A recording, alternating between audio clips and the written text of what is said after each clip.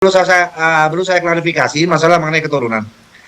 Kalau dikatakan bahwasanya Gus Miftah itu bukan dari keturunan kiai, itu memang benar, tapi bukan kiai besar, gitu loh. Jadi Ada apakah masalah.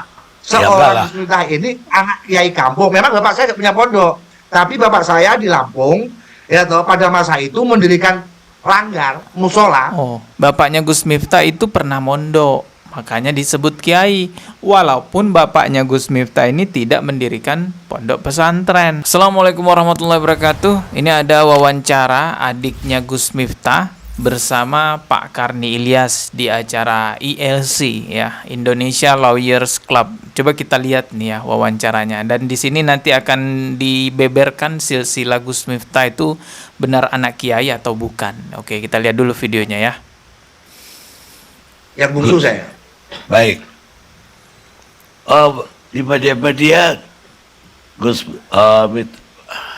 Miftahul bilang bahwa ya bukan keturunan kiai dan kemudian juga anak seorang petani.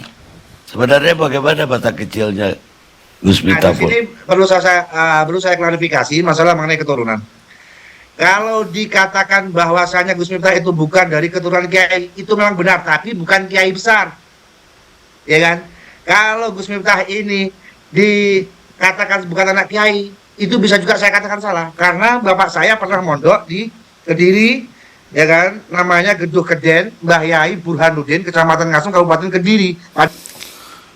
Kalau dikatakan bukan keturunan kiai memang benar, bukan kiai besar.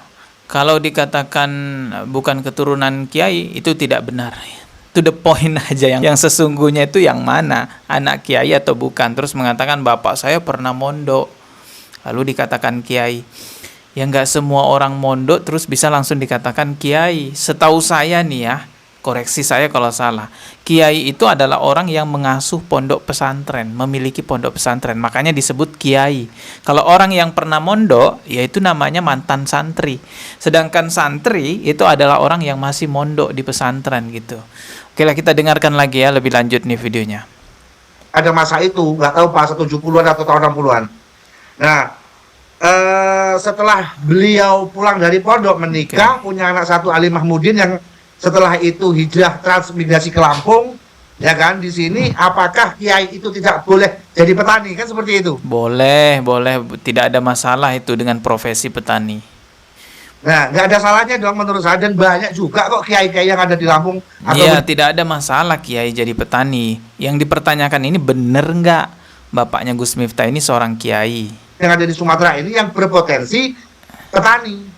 Nah, Kan gitu, profesinya sebagai petani gitu loh. Jadi Ada apakah salah Ya enggak seorang lah. Gus Miftah ini anak kiai kampung? Memang bapak saya tidak punya pondok, tapi bapak saya di Lampung, ya toh, pada masa itu mendirikan langgar, musola. oh, jadi bapaknya Gus Miftah ini kita coba perjelas ya, karena bahasanya agak belibet nih adiknya Gus Miftah.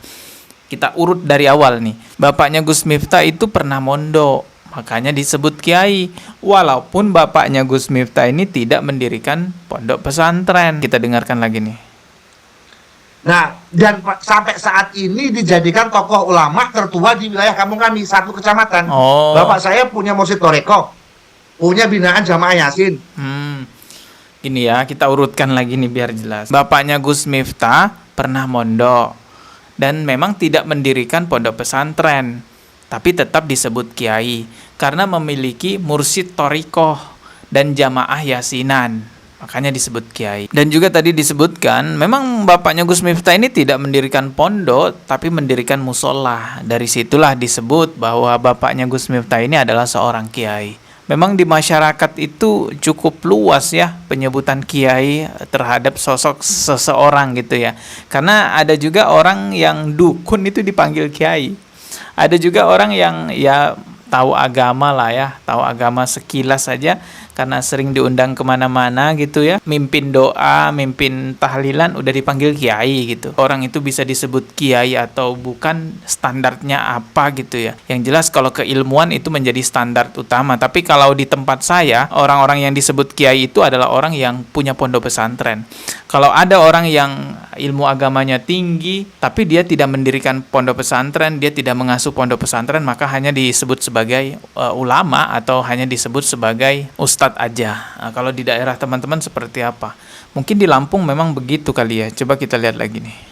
Dan bila mana pernyataan dari netizen itu yang memang menghujat Gus Miftah dari segi nasab, selebihnya dari bapak saya, dari keturunan siapa, saya nggak tahu persis. Tapi kalau bapak saya dibilang bukan kiai, banyak jamaah yang nggak terima gitu loh.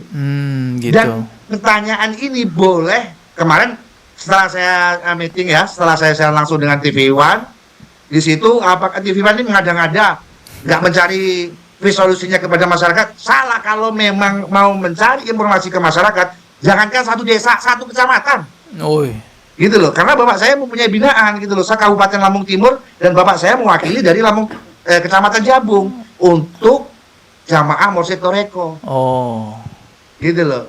Kalau bapak saya kenapa nggak punya pondok? Bapak saya nggak berani pada waktu itu, ekonominya sangat minim. Ya kan, namanya kita memang orang nggak punya, dari Jawa hijrah ke Lampung. Makanya cuman bisanya mendirikan masjid. Ya kan? Mendirikan masjid apa musola? Tadi ngomongnya musola loh. Beda lagi ngomongnya. Ini adiknya Gus Miftah ini.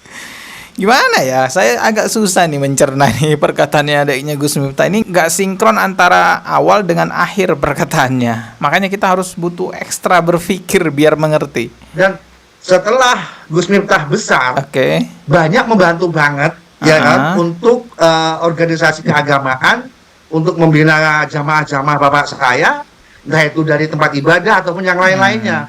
Dan sangat dermawan beliaunya. Gitu loh. Loyalitasnya full terhadap jamaah bapak saya atau orang satu desa, satu kelurahan. Dan di sini yang mempunyai pondok keponakan dari bapak saya, dari Mbah Yai Imam Suhadi yang ada di Lampung Tengah, yang muridnya lumayan banyak, ada sekitar 5.000 pada saat ini. Yang punya pondok keponakannya, keluarga lainnya. Berarti yang kiai ya keluarga lainnya itu, bukan bapaknya Gus Miftah itu kan. Oke lah, kita lanjut lagi aja videonya nih ya. Endingnya kemana sih nih ya omongannya, coba kita lihat lagi. Beliaunya mengenyam pendidikan dari lulus SD dari rumah saya, keluar mondok di pesantren Bustanul Ulum di bawah pimpinan Abah Yai Imam Suhudi, ponakan saya pernahnya jatuhnya. Itu sama-sama dari Ponorogo gitu loh. Kalau kampung bapak saya dengan kampung Bahasan Besari ini memang gandeng, gitu loh. Cuman berapa meter ataupun berapa 1 kilo nggak ada kayaknya saya rasa. Jadi selebihnya itu yang saya pahami. Jadi bapaknya Gus Miftah itu kampungnya berdekatan dengan Kiai Hasan Besari. Ya tetanggaan lah bisa dibilang begitu. Tapi kenapa Gus Miftah malah ngaku di sosial media, di berbagai macam tempat, bahwa Gus Miftah ini adalah keturunan Kiai Hasan Besari, Kiai besar di Ponorogo. Padahal cuman tetanggaan kan? Kebetulan Kiai, saya keturunan ke-9 dari Mbah Muhammad Besari. Miftah, Kiai Murodi, Muhammad Boniran, Muhammad Usman, Jalal Iman, Karyonawi, Madarum, Muhammad Ilyas, Muhammad Besari. Ternyata berdasarkan pengakuan adiknya Gus Miftah tadi, entah itu keceplosan atau bagaimana, yang jelas tadi kita bisa dengar bersama bahwa bapaknya Gus Miftah ini tetanggaan dengan Kiai Ageng Besari, seorang kiai besar di Ponorogo.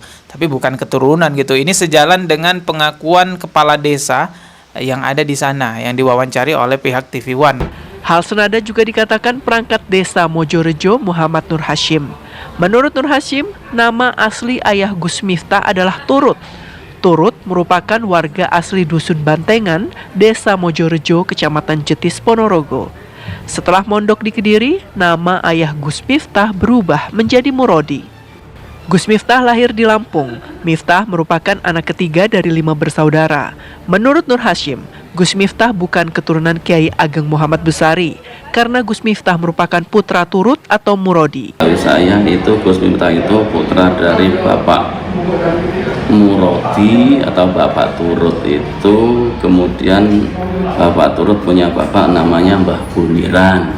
Begitupun juga pengakuan dari pihak keluarga Kiai Hasan Besari ya, mengatakan bahwa Gus Miftah ini tidak ditemukan silsilahnya. Sebagaimana pengakuan Gus Miftah yang mengatakan bahwa dirinya adalah keturunan ke-9 dari Kiai Hasan Besari. Gus Miftah itu terdaftar mboten nggih?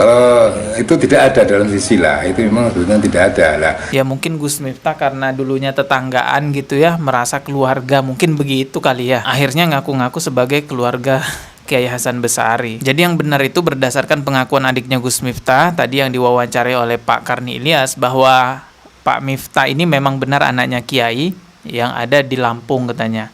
Bapaknya Gus Miftah ini mondok lalu pulang ke Lampung, memang tidak mendirikan pondok pesantren, hanya mendirikan musolah atau langgar gitu. Terus bapaknya Gus Miftah juga dikatakan memiliki mursyid thariqah, artinya banyak muridnya gitulah, dan membina jamaah yasinan gitu. Makanya diangkat sebagai tokoh masyarakat, diangkat sebagai kiai di Lampung. Jadi kalau dipertanyakan apakah Gus Miftah anaknya kiai, ya berdasarkan pengakuan adiknya anaknya kiai tadi, tapi bukan kiai besar gitu, kiai kampung. Nah kalau juga dipertanyakan apakah keturunan Kiai Hasan Besari yang merupakan kiai besar di Ponorogo, ya jelas tadi pengakuan dari pihak keluarga Kiai Hasan Besari tidak menemukan silsilahnya, dan dari perangkat desa pun menyatakan bukan keturunan Kiai Hasan Besari. Hikmah pelajaran yang bisa kita petik dari hal ini, itulah kenapa sebabnya di agama Islam sangat ditekankan, dilarang sekali memalsukan silsilah.